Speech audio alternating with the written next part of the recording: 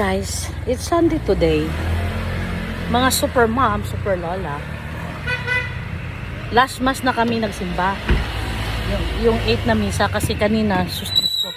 Grabe, hindi ko talaga kaya, ang init, sobra. Ay. Shh. Yan, sabi ko sa asawa ko, last mass na tayo, at least medyo konti lang ang tao kasi yung init ng panahon tsaka init ng katawan ng tao, di ba? Inano ko lang para sumingaw yung init.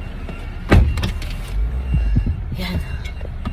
So, heto na tayo guys. Papunta tayo simbahan. Naligo ako pero tagaktak ang pawis ko, Diyos ko. Super tagaktak talaga, as in tagaktak talaga. Di ko mapunasan yung pawis ko guys kasi naglagay ako ng moisturizer sa mukha ko. Eh, hindi pa tuyo yung moisturizer. Basa pa, kaya pag pinunasan ko yung pawis ko, masasama ang moisturizer.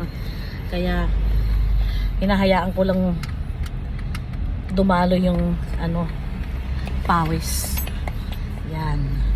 Tinatapat ko na yung mukha ko sa aircon para tumuyo yung mukha ko. Bumirit naman tong isa. Ay, ayan guys, oh. Tignan mo yung kapitbahay namin guys. One side parking lang. Pero tignan mo ang ginagawa nila. Side by side parking. Diba? Sa umaga, pag may nagka-clam, kasi may clam dito sa amin guys eh. Aba, ang linis nito. Pero tignan mo mga pasaway na mga. Pero alam mo, hindi lahat sa kapitbahay yan. Sex, alam mo nga itong bintana. Yung iba hindi taga rito.